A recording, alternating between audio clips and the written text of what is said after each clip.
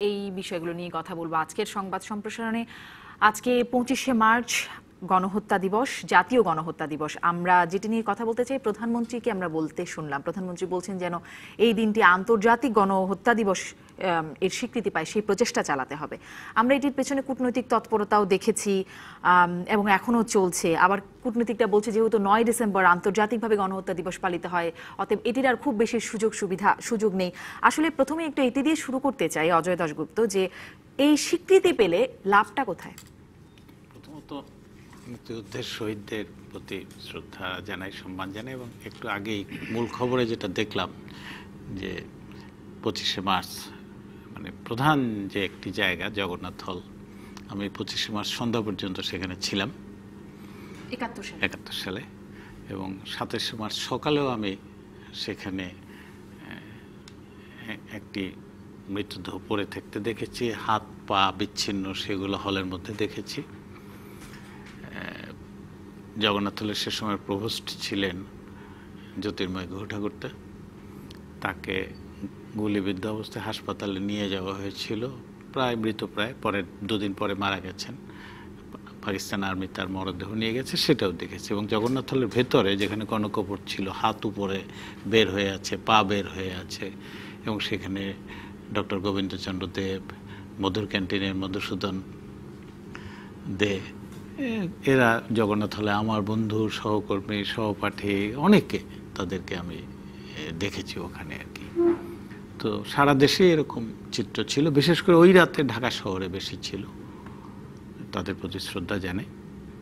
এটা আন্তর্জাতিক স্বীকৃতি হয়নি কেন, এটা ভাবতে গেলে আমার কয়েকটা বিষয় মনে হয়। প্রথমত, বাংলাদেশ স্বাধীন হওয়ার পরে একটা নূতন সরকার, বঙ্গবন্ধু মানে দেশ চালানোর অভিজ্ঞতা নেই, 1 কোটি লোক শরণার্থী ফিরে আসছে, দেশে কয়েক লাখ লোকের হাতে অস্ত্র আছে, যারা মুক্তিযুদ্ধের সময় দেশের ভেতরে বাইরে একটা একেবারেই কিন্তু বিশৃঙ্খল অবস্থা, খাদ্য ঘাটতি, কাজে এই দিকটায় নজর দেওয়ার হয়তো সময় পায়নি। কিন্তু এইটার বাইরে আর একটা দিক ছিল, যারা ক্ষমতায় বসেছে তারা ক্ষমতার দায়গুলো মানে বহন করার জন্য যতটা তৎপর ছিল, এই বিষয়গুলোতে ততটা শুরুর দিকে মনোযোগী হয়নি। এইটা একটা। আর একটা মনে হয়েছে যে সেটা হয়তো কিছুটা দুর্ভাগ্যজনক, যে আমাদের বুদ্ধিজীবীদের একটা অংশ, এই আওয়ামী লীগ ক্ষমতায় বসেছে ইত্যাদি, সেই বিষয়টাকেও এই যে দায়িত্বগুলো সেটা পালন করায় তাদের যে কাজটা করার কথা ছিল সেটা ততটা করেনি। সেই শুরুর ব্যর্থতা। তারপরে তো 20-22 বছর সামরিক শাসন চললো, তারা তো 71কে অস্বীকার করলো। যে অনুভব বললো যে 26শে মার্চ তো স্বাধীনতা দিবসই না, এটা হবে জাতীয় দিবস, এটা স্বাধীনতা দিবসই না। সেই জায়গাগুলোর কারণেই হয়নি। কিন্তু স্বল্প সময়ে এত বিপুল সংখ্যক মানুষ হত্যা, এত নারী নির্যাতিত, নারী পুরুষ শিশু হত্যা, গোটা বাংলাদেশ রক্তের প্রান্তর, সেটা অবশ্যই আন্তর্জাতিকভাবে একটা দিবস হিসাবে, সেটা আন্তর্জাতিক গণহত্যা দিবস একটা আছে, সেটা এক জিনিস। আর বাংলাদেশে গণহত্যা হয়েছে 71-এ, সেই বিষয়টা স্বীকার করতে হবে। সমস্যাটা হচ্ছে এখানে, আমরা 71-এ মানবতা বিরোধী অপরাধের জন্য বাংলাদেশের যারা দায়ী তাদের একটা অংশের বিচার করেছি, আর কিছু লোকের বিচার চলছে।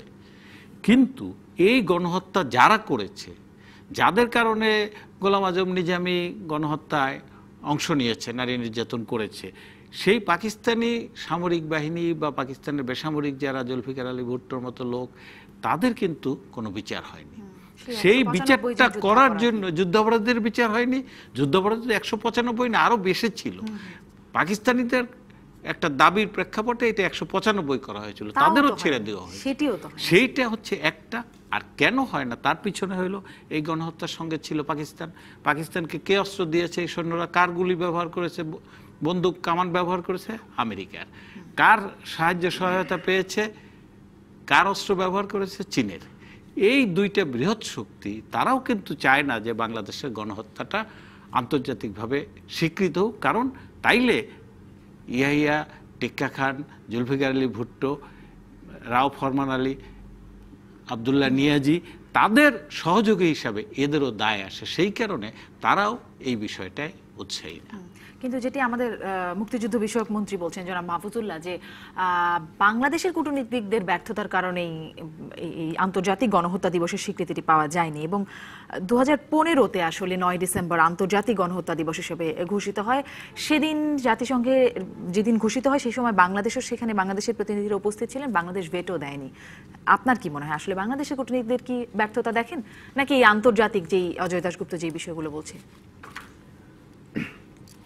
আপনার এই প্রশ্নের জবাব দেওয়ার আগে একটু স্মৃতিটাকে ঝালাই করতে চাই এই জন্যে যে আমাদের প্রজন্মের যারা বা আমাদের বয়সী যারা এই সন্ধ্যায়, বিশেষ করে 25শে মার্চ রাতে অজয় দাসও ছিলেন, আমরা যারা ঢাকা শহরে ছিলাম, সম্ভবত সেই সময় পাকিস্তানিরা কি পরিমাণ তাণ্ডব চালাতে পারে তাদের জনগণের উপরে, নিরীহ জনগণের উপরে, ঢাকা শহর সবচেয়ে বেশি প্রত্যক্ষ করেছে। ঢাকায় প্রথম আক্রমণ ঢাকাতে হয়েছে, কারণ ঢাকা রাজধানী অর্থে মানে প্রাদেশিক রাজধানী, ঢাকাকে নিয়ন্ত্রণ করতে হবে। কাজে এখানে যত রকমের অমানবিক নির্যাতন সম্ভব, অমানবিক বলতে কি, এটা তো আসলে আপনি বোমা মেরে উড়িয়ে দেওয়া, পাশবিক দিয়েও আপনি বোমা মেরে উড়িয়ে দেওয়া, খুব পরিষ্কার। মানে এখানে যারা প্রতিবাদ, এই যে সন্ধ্যার এই সময়টা কিন্তু গোটা শহর ছিল অগ্নিবর্গ, সব মানুষ ধরেন রাত 10টা থেকে শুরু হয়েছে ক্যান্টনমেন্ট থেকে আপনার বের হয়ে আসার ট্যাঙ্ক। আমার এখনো মনে আছে, আমি সেই সময় কিছু সাংবাদিকতার সঙ্গে জড়িত। আমি পিপল অফিসে ছিলাম, যেটি আজকে সাকুরার পেছনে ইন্টারকন্টিনেন্টালের সামনে। বেরিয়ে সেখানে দেখলাম যে জুলফিকার আলী ভুট্টো সশস্ত্র পরিবেষ্টিত অবস্থায় দাঁড়িয়ে আছেন। আমরা ওখান থেকে চলে গেলাম হলের দিকে। এবং এইটা আপনি যদি আমাকে জিজ্ঞাসা করেন, ধরেন আমি বিপ্লবের কাহিনী পড়েছি, ইতিহাস পড়েছি, যুদ্ধের ইতিহাস পড়েছি, কিন্তু একটা নিরস্ত্র জনগোষ্ঠীর উপর মানে এইরকমভাবে আক্রমণ হতে পারে, এটাকে কি আপনি প্রতিহিংসা বলবেন? আমার কাছে প্রতিহিংসাও মনে হয় না। এটাকে কি আপনি বলবেন শাস্তি দেওয়া? সেটাও মনে হয় না। এটাকে আপনি কিভাবে এটাকে করবেন, মানে বিশেষায়িত করবেন? এটা একটা আজ পর্যন্ত আমার কাছে একটা খুব বড় মানে প্রশ্ন। কিসের প্রতিহিংসা, কিসের শাস্তি? সেটাই আমি সেটাই বলছি যে এই দেশের, আমরা তো এই দেশের অংশ ছিলাম। যেই পাকিস্তানের মানে কথা বলি, 1947 সালে আমরাই, এই বাংলাদেশের মানুষরাই, যারা তৎকালীন পূর্ব পাকিস্তানের, আমরাই কিন্তু লড়াই করে পাকিস্তান প্রতিষ্ঠার পেছনে সবচেয়ে বড় ভূমিকা পালন করেছি। অথচ আমাদেরকে সবচেয়ে বড় শাস্তি পেতে হয়েছে এইটার জন্যে। এবং এইটা আজকের জনগণ, আজকের প্রজন্ম কিন্তু কোনোভাবে উপলব্ধি করতে পারবে না। এই যে আপনার আলোর মিছিল, নীরবতা, কোনো কিছুই কিন্তু আপনার সেই রাতের এবং 26শে সেপ্টেম্বরের, আর 26শে মার্চের এই মানে এইটার সমস্ত কিছু কিন্তু সকল কিছু করবে। সবচেয়ে মজার বিষয় কি জানেন? মজার বিষয় মানে অবাক করার মতো বিষয়, সেটা হচ্ছে যে এখনও কিন্তু ওই 2 দিনের ঘটনার পূর্ণ বিবরণ আমার কিন্তু চোখে পড়েনি। ঢাকা শহরের বাইরে আক্রমণটা কিন্তু পরবর্তী পর্যায়ে হয়েছে, 27শে মার্চের পরে, যখন পাকিস্তান সেনাবাহিনী তারা আস্তে আস্তে সামনে দিয়ে গেছে, প্রথম চট্টগ্রামে, তারপরে কিন্তু ঢাকাতে হচ্ছে প্রথম আক্রমণ পাকিস্তান হানাদার বাহিনীর। এই আক্রমণ আর আসলে কোনো তুলনা হয় না। আমরা যেহেতু লিপিবদ্ধ করতে পারি নাই, পরিষ্কারভাবে আমরা এটাকে ইতিহাসের অংশ তৈরি করতে পারিনি, সেই ব্যর্থতা কিন্তু আমাদের। এটা হচ্ছে এক। দ্বিতীয় হচ্ছে, এখানে দুটা কথা বলি আমি, সেটা হচ্ছে যে এই যে 195 জন যুদ্ধাপরাধীদের ছেড়ে দেওয়া হলো, এইটা দিল্লিতে পাকিস্তান, ভারত এবং আপনার বাংলাদেশের মিলিত বৈঠকের পর সিদ্ধান্ত হলো, এবং সেখানে লেখা আছে যে বাংলাদেশ ক্ষমা করতে জানে, ক্ষমা করে দিয়েছে। কিন্তু কেন এদেরকে ছেড়ে দেয়া হলো সেই অনুসন্ধান কিন্তু এখনো আমরা করি নাই, কারণ অনুসন্ধানী সাংবাদিকতার অংশ হিসাবেও কিন্তু এটা আসতে পারতো। নিশ্চয়ই কতগুলো বাধ্যবাধকতা সেই সময় তৈরি হয়েছে, কোনো কার্যকারিতা না কার্যকারিতা আমি যে কতগুলি হয়তো বাধ্যবাধকতা। দেখেন, আন্তর্জাতিক সম্পর্ক আর দেশের ভেতরে মানুষের আবেগ তো একরকম না, হয়তো কতগুলি যৌক্তিকতা সেই সময় তৈরি হয়েছিল, হয়তো, আমি এখনো আমার কাছে পরিষ্কার না। সেই জন্য এটা করা হয়েছিল, যে তাদেরকে ছেড়ে দেওয়া হয়েছিল, এবং এটা হয়তো এই অঞ্চলে আপনার উত্তেজনা হ্রাস করা, প্রশমন করা, তারপরে আপনার পাকিস্তানের সঙ্গে সম্পর্ক উন্নয়ন করা, বিভিন্ন রকমের কারণ হতে পারে, যুক্তি হতে পারে যে এইটি। আর ওই যে স্বাধীনতা দিবস জাতীয়, এটা কিন্তু এখনও স্বাধীনতা ও জাতীয় দিবস হিসাবে পালিত হয়। এবার আপনার প্রশ্নে আসি, যে সেটা হচ্ছে যে আমাদের কূটনীতিবিদদের যদি বলতে হয় তাহলে তো একটু আক্রমণ করতে, আমাদের অনেক প্রশ্নেই কিন্তু আমাদের কূটনীতিবিদরা ঠিক যথাসময়ে যেটি রেসপন্ড করা ওইভাবে রেসপন্ড করতে পারেন না ওনারা। এখন এটার জন্য কিন্তু আপনি দেশের সরকার প্রধানকে দায়ী করে কোনো লাভ নাই, কারণ দেশের সরকার প্রধান তো সমস্ত জিনিস নিয়ে ব্যস্ত থাকেন না, সম্ভব না তার পক্ষে। কূটনীতিবিদদের কাজই হচ্ছে, যেমন ধরেন জাতিসংঘে যারা থাকেন, যারা কর্মরত আছেন, তাদের কাজ হচ্ছে যে প্রতিনিয়ত জাতিসংঘে কী ডেভেলপমেন্টগুলো হচ্ছে সেই বিষয়গুলো অবহিত করা, নিজেরা জানা, দেশকে জানানো, মানে ঢাকায় তাদের মানে হেডকোয়ার্টারকে জানানো, সেই মোতাবেক সুপারিশ করা যে এইসব হচ্ছে। যে আপনি বললেন যে বাংলাদেশের কূটনীতিবিদরা এটাকে কোনো রকমের বাংলাদেশের কূটনীতিবিদদের আসলে ভেটো দেওয়ার মতো অবস্থা ছিল না, তারা আপত্তি তুলতে পারতেন। এবং আমার ধারণা আপত্তি তুললে বিষয়টা ওই সময়ে হয়তো থমকে যেত, পরবর্তী পর্যায়ে আপনি নেগোশিয়েট করে। তো কোনো ব্যাকগ্রাউন্ডও নেই, মানে গণহত্যা দিবস কেন হলো? না, এইটার আবার একটা আন্তর্জাতিক আর্মেনিয়ার প্রস্তাবে তো এটি হয়েছিল। আসলে এই দিনে কোনো গণহত্যা 9 ডিসেম্বর কোনো গণহত্যা ছিল, আন্তর্জাতিকভাবে এসেছিল আর্মেনিয়ার কাছ থেকে। আর্মেনিয়াতে আবার যে ঘটনা ঘটেছে হ্যাঁ, ওরা দাবি করে যে ওইটাও একটা মানে স্মরণকালের একটা মানে মানে ভয়াবহ ঘটনা। এখন প্রত্যেক জাতির কাছেই কিন্তু তারা যেরকম ভাবে নির্যাতনের শিকার হয় সেটা সেই জাতির জন্যই অনন্য। এই যে রুয়ান্ডার কথা বললো, ওরা করে, প্রত্যেক জাতির নিজস্ব একটা ইয়ে আছে, কিন্তু সেখানে একটা হচ্ছে সম্মিলিতভাবে করা। যেমন ধরেন আমরা ইন্টারন্যাশনাল মাদার্স ল্যাঙ্গুয়েজ ডে করি, সেরকম ভাবে সম্মিলিতভাবে হয়তো এটাকে আনা সম্ভব হতো বা একটা জায়গায় পৌঁছানো সম্ভব হতো যদি আমাদের কূটনীতিবিদরা আরেকটু, আমার ধারণা আরেকটু ইয়ে হতেন, মানে সক্রিয় হতেন। যেহেতু তারা সক্রিয় হননি, কাজে সেখানে সিদ্ধান্ত হয়েছে এবং সম্ভবত ঢাকা থেকেও কোনো নির্দেশ তাদের উপরে যায়নি, কাজে ওটা ওখানে অনুমোদিত হয়ে গেছে। কারণ এগুলো এমন কতগুলো প্রস্তাব যেসব প্রস্তাবে ভেটোর প্রশ্ন আসে না, কিন্তু এইসব প্রস্তাবগুলো সাধারণ রেজলিউশন হিসাবে আপনার পাশ হয়ে যায়। এই যে ধরেন গণহত্যা দিবস বা অন্যান্য বিষয়, এখানে ভেটো সাধারণত ভেটো হয় না, ভেটো হয় এখন যেটি প্রচেষ্টা চলছে মানে গণহত্যার আন্তর্জাতিক দুইটা, কিন্তু অর্থাৎ একটা হলো যে গণহত্যার জন্য আন্তর্জাতিক একটা দিবস হতেই পারে, সেটা 25 মার্চ হবে কিনা সেটা কিন্তু বড় কথা না আর কি। কিন্তু আমাদেরটা হচ্ছে যে বাংলাদেশে গণহত্যা হয়েছে সেই বিষয়টাই কিন্তু এখনো আন্তর্জাতিকভাবে বিষয়টা যে ধরনের স্বীকৃতি দরকার যে এইটা গণহত্যা হয়েছে এবং এই গণহত্যার জন্য এরা দায়ী, এদের কারণে। গণহত্যা তো হঠাৎ করে হয় না যে বাংলাদেশে 30 লাখ লোক হঠাৎ করে ভ্যানিশ হয়ে গেল আর কি, বা মারা গেল। এটার পিছনে তো দায়বদ্ধতা আছে, আরেকটা আন্তর্জাতিকভাবে তো ওইটা চিহ্নিত করতে হবে যে কারা এটার পিছনে এই জন্য দায়ী। একটা ছোট্ট প্রশ্ন করি, আমরা কি স্বদেশে মানে দেশের ভেতরে এই তারিখটিকে গণহত্যা দিবস হিসাবে অভিহিত করি? অতি সাম্প্রতিক।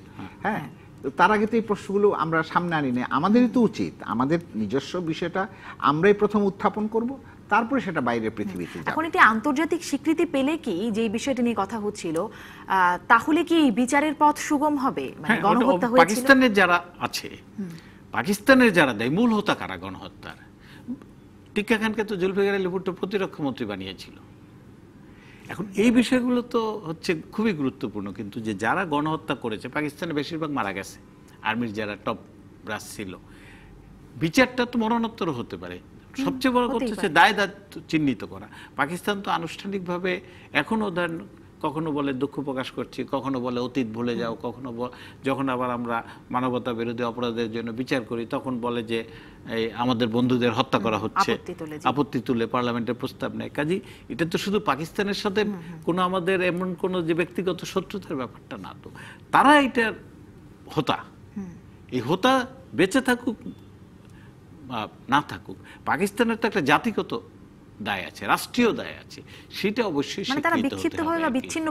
এবং এই যে এই ধরনের গণহত্যা চলার পরেও আমেরিকার লোকেরা তো বলছে যে আমেরিকা অস্ত্র দিচ্ছে পাকিস্তানকে, আমেরিকা ইয়েকে পূর্ণ সমর্থন দিচ্ছে এবং বলছে ভেটো দিচ্ছে চীন যে গণহত্যা চলছে। সেটা সেই জায়গাগুলো তো আর কোনো দেশে যেন কখনো এই ধরনের ঘটনায় কোনো বড় শক্তি কিংবা ছোট শক্তি এই ঘাতকদেরকে, গণহত্যার হোতাদেরকে কোনোভাবে সাহায্য সমর্থন না দেয়।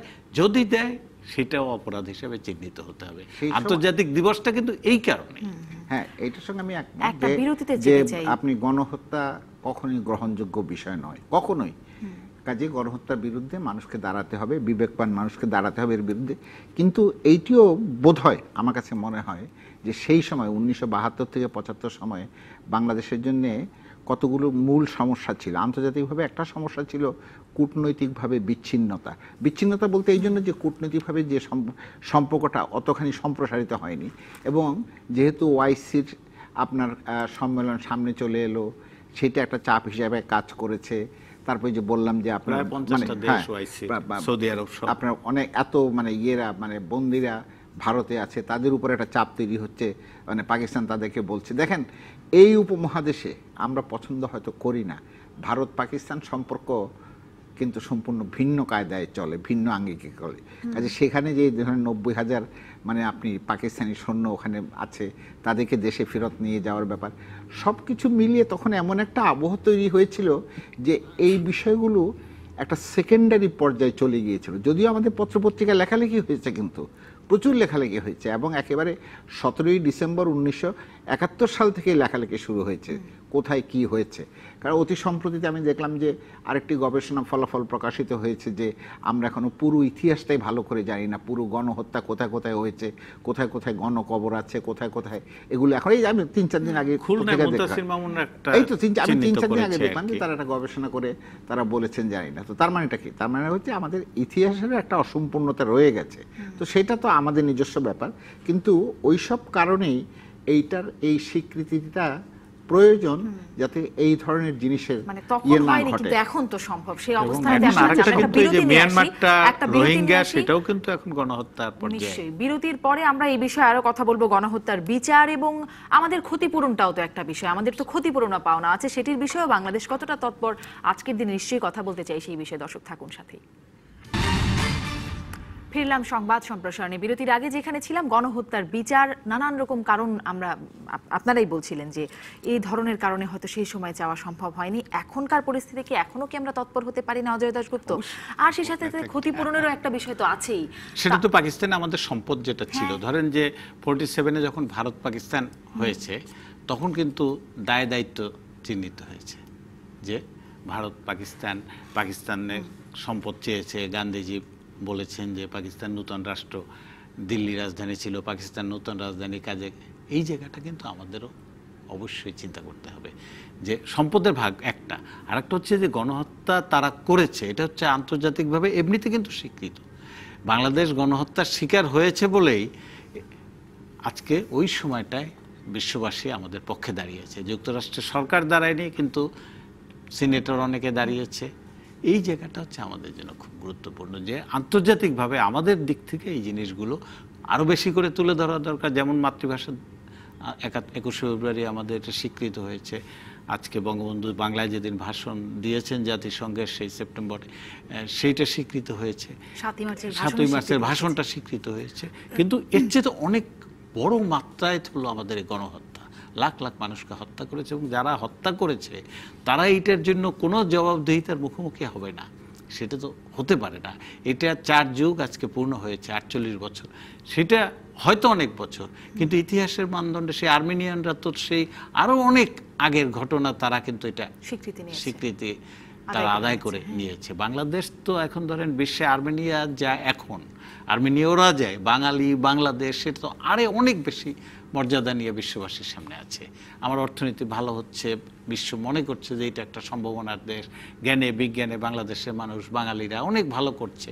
কাজে এই দেশ, এই জিনিসটা আমার নিজের বুকের রক্ত, যেখানে আমার নিজেরই মনে আছে। আমরা এই শহীদদের স্মরণ করার জন্য, আমি জগন্নাথ হলের ছাত্র সংসদের সাধারণ সম্পাদক ছিলাম, আমরা ছাত্র শিক্ষক, আমরা রক্ত বিক্রি করেছি। সেই রক্ত বিক্রি করে জগন্নাথ হলে এই যাদেরকে গণকবর দেওয়া হয়েছে তাদের স্মরণে স্মৃতিস্তম্ভ তৈরি করেছি। ঢাকা মেডিকেল কলেজ ব্লাড ব্যাংকে, হলি ফ্যামিলি হাসপাতালের ব্লাড ব্যাংকে শত শত ছাত্র শিক্ষককে রক্ত বিক্রি করেছি। কাজে ওইটা তো চেতনা, ওই চেতনাটা আজকে আমাদের অগ্রগতির জন্যই দরকার, এবং ওই চেতনাটা আমরা যদি জাতীয়ভাবে প্রতিষ্ঠিত করতে পারি, যেটা মাহফুজা বললেন যে আমাদের তো আগে নিজের কাজটা, তাইলে কিন্তু আমরা বিশ্ববাসীর সমর্থনও আদায় করতে পারবো। আগে আমার নিজেরটা পরিপূর্ণতা দিতে হবে আর কি, আর তাতে আমরা বিচারের জায়গাটাতেও এগিয়ে যেতে পারবো। আর ক্ষতিপূরণের বিষয়টাও যদি একটু বলেন জনাব মাহফুজুল্লাহ। ক্ষতিপূরণের বিষয়টা না আমার কাছে আমাদের প্রাপ্য যেটি ছিল, আমার কাছে মনে হয় কি এটি বোধহয় কোনোদিনই হবে না, কি বলে ফয়সালা হবে না যদি পাকিস্তান আমাদের কাছে ক্ষমা চায়ও। কেন বলি, যেমন ধরেন 1947 সালের স্বাধীনতার পরে লন্ডনে একটা জায়গা আছে, মানে অফিস আছে, যেটাকে ইন্ডিয়া অফিস লাইব্রেরি বলা হয়। অজয় জানেন এটা খুব ভালো করে। এবং আমাদের বহু কাগজপত্র, দলিল পত্র, পুরনো সব ওইখানে সংরক্ষিত আছে। কথা ছিল ওটা ভাগ হবে ভারত এবং পাকিস্তানের মধ্যে। আজ পর্যন্ত এটা কোনো সেটেলমেন্ট হয়নি। ইংরেজরা ভারতবর্ষ থেকে যে সমস্ত সম্পদ নিয়ে গেছে এর অধিকাংশই ফিরিয়ে দেওয়ার কথা ছিল, সেগুলিও ফিরিয়ে দেয়নি। কোহিনূরের কথা না হয় বাদে দিলাম, আজকে পৃথিবীর অন্যান্য দেশে কিন্তু এগুলি ফিরিয়ে আনার জন্য উদ্যোগ গ্রহণ করা হয়েছে। কাজে আমাদের যে সম্পদের ভাগাভাগি, আমার কাছে সন্দেহ মনে হয় আর কি এই সমস্ত ঘটনা দেখে, যে আদৌ এই সম্পদের ভাগাভাগির প্রশ্নটি আপনার শেষ পর্যন্ত ফয়সালা হবে কিনা। আমি যেটা প্রত্যাশা করি, আসলে আমি মনে করি যে সমস্ত পাকিস্তানের উচিত আমাদের কাছে ক্ষমা প্রার্থনা করা। আমাদের কাছে ক্ষমা প্রার্থনা করলে কিন্তু দেখেন অনেক সমস্যার সমাধান সহজ হয়ে যাবে। কিন্তু তারা করছেন আর ক্ষতিপূরণের জায়গাটিতে বরং মানে পাওনা আদায়ের জায়গাটিতে 2016 সালে পাকিস্তান আমাদের কাছে 700 কোটি টাকা পায় বলে দাবি করেছিল। এগুলি সবই হচ্ছে মানে কূটনীতিকে। পাকিস্তান যে এই মুহূর্তে বাংলাদেশের কাছে ক্ষমা প্রার্থনা করবে 1971 সালের জন্য, সেই মুহূর্তে আমার ধারণা সম্পর্কের ক্ষেত্রে অনেক দূর আমরা এগিয়ে যেতে পারবো। যতক্ষণ পর্যন্ত এটা না করবে পাকিস্তান, ততক্ষণ পর্যন্ত আমাদের মধ্যে যে তিক্ততা আছে, যে গ্লানি আছে, আমাদের নিজেদের একটা অপমান বোধও আছে, দুঃখ বোধও আছে, বেদনাও আছে, যে আমরা কেন নিরপরাধ মানুষ হয়ে আমরা কেন ওই 9 মাস আমরা প্রাণ দিলাম। আমরা তো যুদ্ধ তো আমাদের উপরে চাপিয়ে দেওয়া হয়েছে, আমরা তো যুদ্ধ করি নাই পাকিস্তানের বিরুদ্ধে, যুদ্ধ ঘোষণাও করি নাই, তারা আমাদের উপরে যুদ্ধ চাপিয়ে দিয়েছে। আমরা সংখ্যাগরিষ্ঠ মানুষ। কাজে পাকিস্তান যদি আমাদের কাছে ক্ষমা প্রার্থনা করে, আমার কাছে যেটা মনে হয়, তাহলে কিন্তু এই সমস্যা অনেক দূর মানে এগিয়ে যাবে সমাধানের পথে। বাকিটা পরবর্তী পর্যায়ে তো আপনাকে কূটনৈতিকভাবে বহু দর কষাকষি করতে হবে, যেটাকে নেগোসিয়েশন বলে। সেই দর কষাকষি করে আমরা কদ্দূর এগোতে পারবো, পাকিস্তান কদ্দূর এগোতে পারবে, সেটা ভবিষ্যতের বিষয়। কিন্তু এই মুহূর্তে আমি মনে করি যে পাকিস্তানের উচিত মানে সম্পর্কের স্বার্থে, আপনি যেমন ধরেন এখন ঢাকায় পাকিস্তানের কোনো হাই কমিশনার নাই এই মুহূর্তে, দীর্ঘদিন থেকে, যেটা খুব একটু অস্বাভাবিক বিষয়। আপনার একই অবস্থা আমাদেরও, ইসলামাবাদে আমাদের। কাজে এগুলো তো আসলে খুবই না। এবং পাকিস্তানে কিন্তু প্রচুর বাংলাদেশি আছেন, যারা কেউ কেউ ওখানে পাসপোর্ট পেয়েছেন, নাগরিক হিসাবে ট্রিটেড হচ্ছেন, আর কেউ কেউ আপনি দেখবেন যে প্রায়শ ওখান থেকে ঢাকায় আসেন বা চট্টগ্রামে যান, এখানে কাটিয়ে 1 মাস 1.5 মাস কাটিয়ে আবার ওখানে চলে যান। এরকম বহু বিষয় আছে। সেই জন্য আমি বলছি যে এখানে আবার আপনার ইয়েরা আছেন, নন বেঙ্গলিজরা আছেন, যাদেরকে স্ট্যান্ডার্ড মানে পাকিস্তানিজ বলা হয়। বহু রকমের বিষয় আছে। সেই জন্যে পাকিস্তানের পক্ষ থেকে সবচেয়ে বুদ্ধিমানের কাজ হবে আপনার ক্ষমা প্রার্থনা করা। আর পাকিস্তানের তো প্রজন্মগত পরিবর্তন হয়েছে। আজকে যে প্রজন্ম পাকিস্তানকে পরিচালনা করে, বা পাকিস্তানে 48 বছরে সেটি করার প্রয়োজনীয়তা তো বোধ করেইনি, সেটা যুদ্ধাপরাধীদের বিচার প্রসঙ্গে তারা ঔদ্ধত্যপূর্ণ আচরণ করেছে। কারণ আছে, শুনুন, একটা দেশের প্রজন্মের সঙ্গে কিন্তু সেই দেশের ইতিহাস এবং সেই দেশের চেতনা জড়িয়ে থাকে। আপনি মনে করেছেন কি বাংলাদেশের যে প্রজন্ম মুক্তিযুদ্ধের সঙ্গে জড়িয়ে ছিল, তাদের অনেকেই এখন আছেন, তাদের কাছে তো আপনি মুক্তিযুদ্ধের বিরুদ্ধে কোনো কথা বলে আপনি দাঁড়াতে পারবেন না। কিন্তু পাকিস্তানে একটা প্রজন্ম এখন তৈরি হয়েছে, যে প্রজন্ম 1971 সালে ভূমিকা সম্পর্কে বলতে গেলে প্রায় পুরোপুরি অন্ধকারে ছিল। যারা আমরা বিভিন্ন সময় পাকিস্তানে গেছি, বিভিন্ন সভা সেমিনারে সেখানে দেখেছি, তারাও অনেক কিছু জানতেন না। কাজে সেই জন্য আমি বলছি যে কূটনৈতিকভাবে আমাদের পাকিস্তানকে বলা উচিত যে দেখো, তোমরা যদি সম্পর্ক উন্নয়ন চাও, তাহলে প্রাথমিক পদক্ষেপ হিসেবে বা প্রথম পদক্ষেপ হিসেবে স্ট্রেইট ওয়ে তোমাদেরকে আমাদের কাছে দুঃখ প্রকাশ করা, তাহলে আপনি সম্পর্ককে সামনে এগিয়ে নিয়ে যেতে পারবেন। পাকিস্তানের কি করণীয় সেটা নিয়ে বলছিলাম একটু। আজকে মাননীয় প্রধানমন্ত্রী যেটি বলেছেন সেদিকে একটু নজর দিতে চাই। কালকে স্বাধীনতা দিবস, আজকে মাননীয় প্রধানমন্ত্রী বলছেন যে স্বাধীনতার সুফল দেশের সব মানুষের কাছে পৌঁছাবে আওয়ামী লীগ। আমরা জানি স্বাধীনতার ঘোষণাপত্রেই স্বাধীনতার উদ্দেশ্য বা সার্বভৌমত্বের উদ্দেশ্য যেটি বলা হয়েছিল, যেখানে বলা ছিল সাম্য, মানবিক মর্যাদা এবং সামাজিক ন্যায় বিচারের কথা, আসলে কতটা প্রতিষ্ঠিত হয়েছে? এখন খুব গুরুত্বপূর্ণ যে 48 বছর আগের কথা যদি বলি, বাংলাদেশ দেখেন 25শে মার্চ গণহত্যা, 10 এপ্রিল কিন্তু একটা সরকার হয়ে গেছে, যেখানে এই গণহত্যা আমরা যেটা আলোচনা করলাম যে রাজধানী সহ সারা দেশ, কিন্তু তার মধ্যে 17 এপ্রিল শপথ হয়ে গেছে। ঐতিহাসিকভাবে তো খুবই কম সময়, এবং আমাদের সংসদ সদস্যরা একত্র হয়ে এই সরকার গঠন করেছেন, শপথ হয়েছে, আমাদের জাতীয় সঙ্গীত হয়েছে, আমাদের স্বাধীনতার ঘোষণাপত্র প্রকাশ হয়েছে, এবং যেটা এখন বিশ্বব্যাপী স্বীকৃত যে যুক্তরাষ্ট্রে যেমন একটা এরকম তারা বাংলাদেশ ডিক্লারেশন অফ ইন্ডিপেন্ডেন্স, আমাদের টাকা তার যেই সাইন আমরা যেভাবে লিখি, ভারতে মাত্র 3-4 বছর আগে করেছে, আমরা কিন্তু তখনই করে ফেলেছি। অর্থাৎ বাংলাদেশের স্বাধীনতার কিন্তু অনেক কিছু পরিকল্পিত ছিল। আমাদের জাতীয় সঙ্গীত আগে হয়ে গেছে, স্বাধীনতার ঘোষণারও আগে হয়ে গেছে, কিন্তু নির্বাচন, আমাদের জাতীয় পতাকা আগে হয়ে গেছে। অর্থাৎ এগুলো হচ্ছে শক্তির দিক। অগ্রগতি তো এই বাস্কেট কেস বলেছিল যে এই দেশটা টিকবে না, সেইখান থেকে আমরা অনেক অগ্রসর হয়েছি। আমাদের ঝড় বৃষ্টি, বন্যা, দুর্ভিক্ষ, এই জায়গাগুলো হচ্ছে পরিবর্তন। কিন্তু অবশ্যই আমরা তো পাকিস্তানের 2 অর্থনীতি বলেছি যে আমরা এখানে বঞ্চিত হচ্ছি, শোষিত হচ্ছি, পশ্চিম পাকিস্তান আমাদের বঞ্চনা।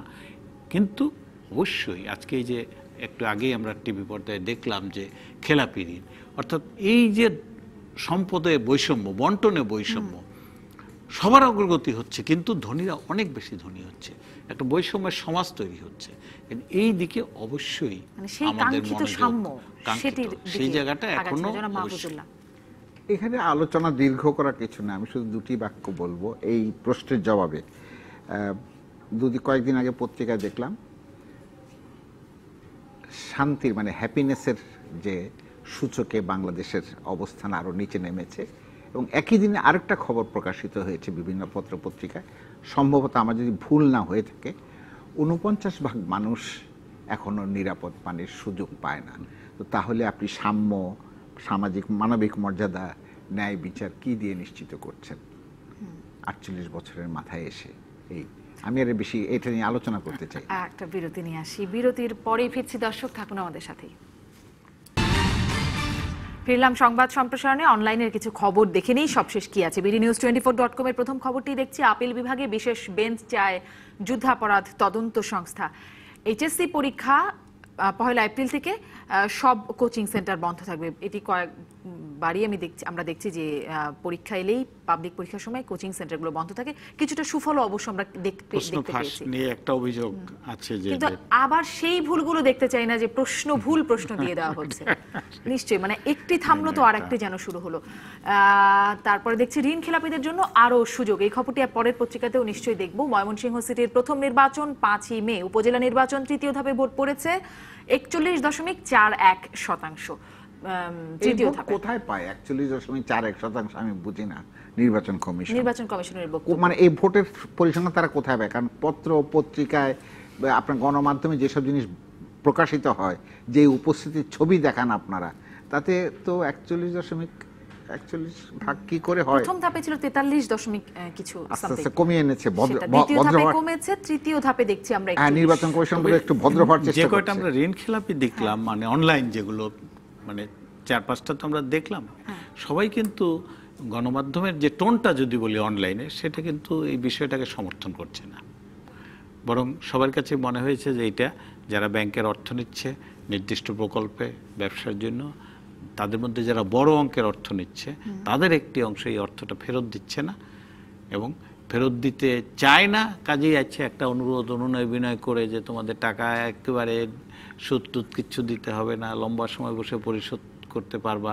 অর্থাৎ অ্যাজিব যে ওরা ব্যাংকগুলোকে করুণা করছে। একটা আচ্ছা, ওরা যে টাকা নিয়ে ফেরত দেওয়ার এই দায়বদ্ধতা, তার সম্পদ বন্ধক থাকা আছে, টাকা না দিলে বন্ধক সম্পত্তি বিক্রি করে ব্যাংকের টাকা ফেরত নেওয়ার কথা, সেটা যেন একেবারেই অপরাধীদের নতুন করে সুযোগ দেওয়া হচ্ছে। সব টোনগুলো কিন্তু আমরা দেখলাম। এটা তো মিডিয়া, এটা হচ্ছে আজকের দিনের সবচেয়ে গুরুত্বপূর্ণ সংবাদ, যত রকমের সংবাদ আছে আজকে আমার কাছে মনে হয়েছে। দ্বিতীয় হচ্ছে দেখেন, দোষটা যে একতরফা তা না, কারণ এখানে আরো কতগুলো ব্যবস্থা আছে, কারণ আছে, যে কারণে অনেক ভালো ব্যবসায়ী কিন্তু ঋণ খেলাপি হয়ে যায়। ভালো ব্যবসায়ী, সব ব্যবসায়ী ভালো আমি সেটা বলছি না, সব ব্যবসায়ী খারাপ সেটাও বলছি না, কিন্তু অনেক ভালো ব্যবসায়ী আছে এই বিভিন্ন নীতিমালার কারণে, বিভিন্ন ব্যবস্থার কারণে ঋণ খেলাপি হয়ে যায়। আর একবার যদি আপনি ঋণ খেলাপি হয়ে যান, তাহলে সেইটাকে পরিশোধ করে সেই প্রকল্পকে বা সেই কারখানাকে পুনরায় লাভজনক পর্যায়ে পৌঁছানোটা খুব কষ্টকর হয়ে যায়। তবে এখানে যেটা করেছে এইটা আবার অনেক বেশি বাড়াবাড়ি। কারণ আপনি ধরেন বলছে কি 1% না 2%, 1%, যদি 1% হয় 100 কোটি টাকার। আচ্ছা, এটি ঋণ খেলাপিদের জন্য এই সুযোগ, নতুন করে নেওয়ার ক্ষেত্রে এই সুযোগ না। না না, নতুন করে আমি কালকে নেব, নিয়ে ঋণ খেলাপি হব, তখন তো আবার একই, সেটা কথা না। তারাও আবার একই সুযোগ দাবি করবে। তা কি সুযোগ পাবে কিনা সেটি আমার এটা রেফারেন্স হয়ে যাবে তো তখন। সেটি হয়ে যাবে। 1% আগে যদি শেষ হয় করতে 100 কোটি হবে। টাকার 1 কোটি টাকা, 2% হলে 100 কোটি টাকা 2 কোটি টাকা। 1%, আমরা যেটি দেখছিলাম 1% দিতে হবে। হ্যাঁ, তো আমাদের শেষ করতে হবে। টাকা দিয়েছে। এই অসংখ্য বিষয়টা কিন্তু ধন্যবাদ, লাখ আমাদের লাখ শেষ মানুষের করতেই হবে। আত্মদানের আজকের মতো পরিপন্থী। শেষ করছি, দর্শক ভালো থাকুন।